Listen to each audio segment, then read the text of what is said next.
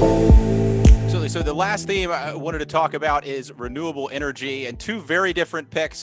Again, here, I think a lot of people would see how renewable energy fits under this rule breaker universe, important emerging industry. We got Next Era Energy and Solar Edge, a utility and a component manufacturer. How do you think about renewable energy as an investment theme? And then talk about the differences between these two companies and the way they are playing into that theme. Well, thank you for teeing it up that way, Nick. I mean, what you're showing us is that there is a wide disparity. It's such a big industry and a big opportunity that you have totally different players doing totally different things, all still early stage. I mean, most of the world's energy continues to come from fossil fuels.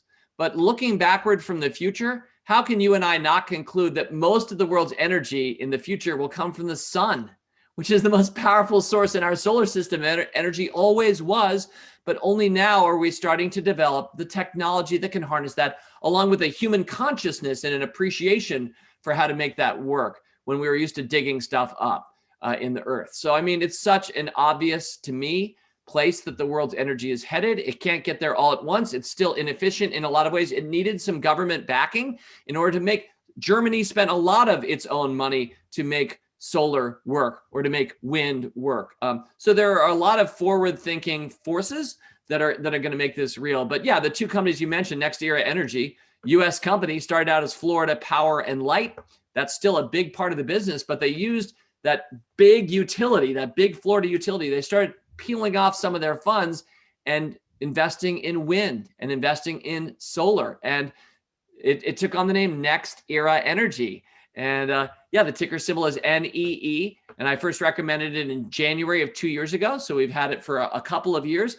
It's about a double, which, considering it's largely a utility, that's not a bad move at all. We've well crushed the market with that company. And today, Next Era Energy is literally the #1 player worldwide for profit in wind and solar. So how can you not love that? What's not to love there? And so love that. And then, yeah, then on the other hand, we have an Israeli company that makes a component of solar panels.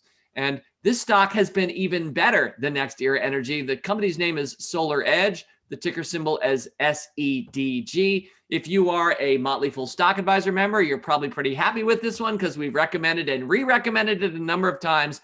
And the stock has basically gone up. It's tripled in just a brief time. We've had it since September 2019. Really briefly, when you have a solar panel, which one day I look forward to having, I don't have this in my life yet, but I look forward to this. When you have a solar panel, it gathers the direct current from the sun that needs to be converted into AC, from DC to AC, to work to power your home.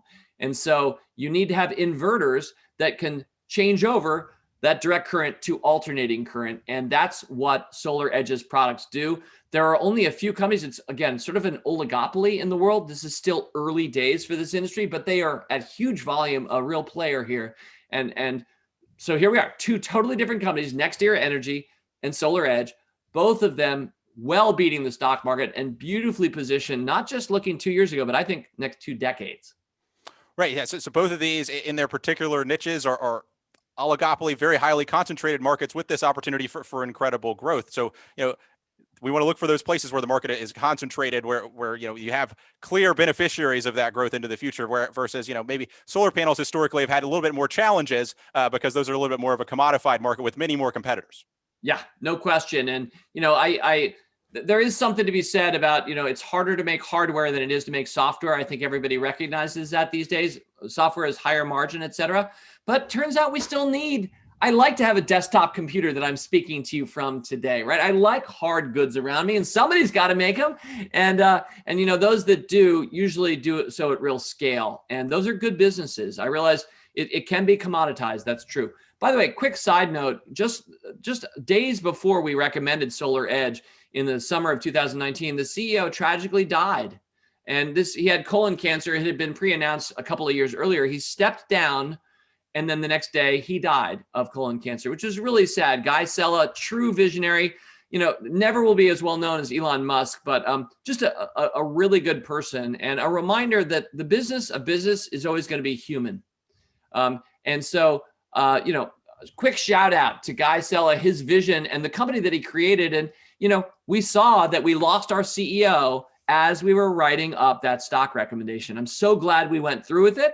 We weren't scared about that situation. You can see how great companies have great leaders who can step up and have great cultures that allow them to continue to innovate. So sometimes there's a little bit too much of a cult of the CEO in this world. People are too focused on the Elon Musks when they should be, or Steve Jobs, when they should be thinking about the culture that surrounds them, that probably, like good soil, has a lot of other really good stuff growing. And we should tend to be a little bit more forgiving of losing losing LeBron James.